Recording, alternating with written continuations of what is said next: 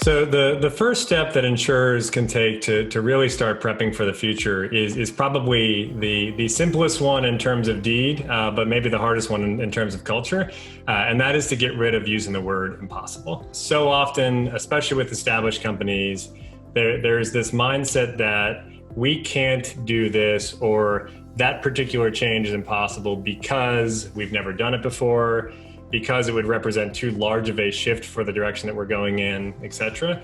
And I think if there's one thing that we've found across organizations that have been able to successfully move to the future in a way that is taking advantage of emerging technologies, that is taking advantage of a lot of the options that are out there, those are the organizations that took a step back and said, okay, it may not be a completely straightforward path for us to get to where we want to be from where we are. But at the end of the day, these are not technologies that aren't already in use in other markets. These are not processes that aren't already being used by our competitors, or again, maybe in other markets. There are paths here that are well worn, and it's up to us to kind of look at those paths and apply them to where we are as an organization. And the feedback that we generally give to our clients and the feedback that I would give to any company that is looking to kind of get started is to say, okay, first things first, you need to drop that word impossible from your vocabulary. Once an organization has begun to prepare for the future, one important step that really predates defining technology stacks, defining architecture, or anything that is technical in nature, is to actually sit back and define milestones that play to the organization's strengths. So often what we see is that this idea of focusing on the future and the idea of thinking about technologies and capabilities that don't exist today, it sometimes causes organizations to look around them, to look outside of their organization and say, what do we have to do to keep pace? What do we have to do to catch up? And there are good things that come from taking those views on what's happening around you. But when it comes to actually setting milestones for your organization, one of the most important things you can do is to look at the strength of your business and say, these are the milestones by which we are going to judge ourselves. This is what we determine to be success for our business over this amount of time. These might be the capabilities that we expect to have, and those fit squarely within our value proposition to our end customers. And what we have found is that organizations that do that ahead of time and make it known not only to upper management and not only to, say, maybe the business side of the house, but also to the technology side of the house, those are the organizations that start to see digital products that are created that really support the same narrative, that start to see the application of data in the insurance products that are offered, that again support this idea that there is something that we're all marching towards, and that there are established milestones along the way that are going to allow us to sort of check ourselves and say, are we headed on the right path? So it really is important to set those milestones in place before beginning down this path of establishing technical details or culture details. One really important step when you're getting started with future planning is to take note of what is working today. And that's true with the business, and it is true with the technology organization as well. And the combination of those two is really where you want to take good notes and celebrate the things that are working today. There are a couple of reasons for this. The obvious one is that there is some positivity in pointing out the fact that just because change is happening, it doesn't mean that everything is wrong and that everything needs to be replaced. And reinforcing that with your teams, reinforcing that with the people that are going to be a part of this move towards the future state is something that will bring some reassurance to them as they start down that path, especially when new skill sets may be required, new teaming arrangements may be required. It's good to kind of get everybody feeling good about what they've already accomplished before asking them to kind of go down this path with you. But there are actually some practical elements to this as well.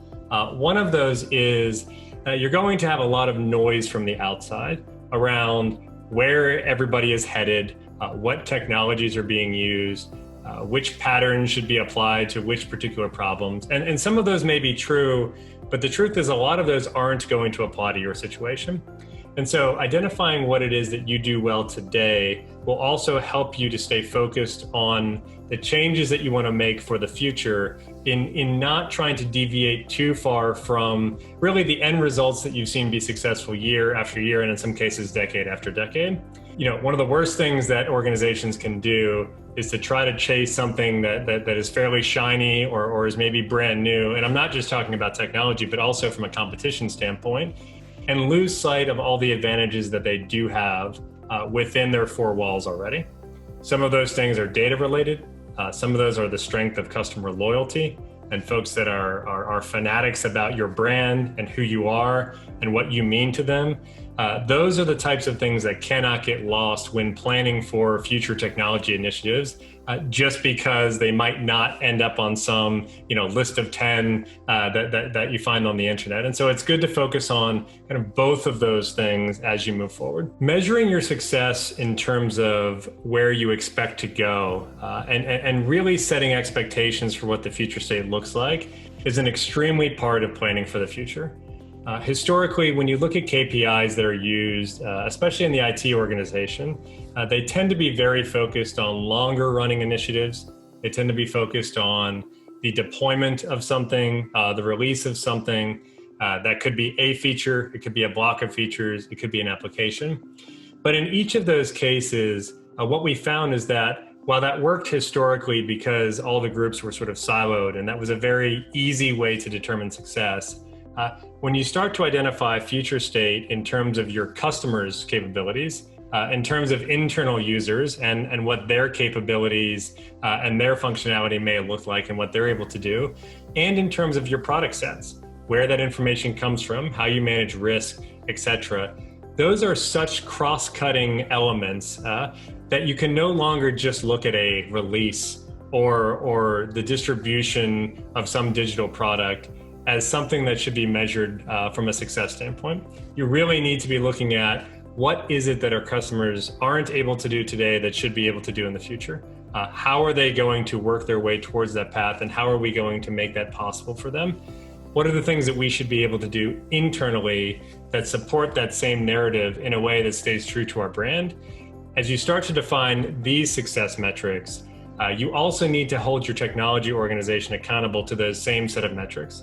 And they need to understand that what they're doing is incredibly important to your ability as an organization to move in that direction. And they also need to understand where, at times they may not be doing the right things to support that mission, and and understand what they can do to adjust so that those things become more of a focus for the IT organization, more of a focus for the folks that are really focused on product and what that means to your end customers.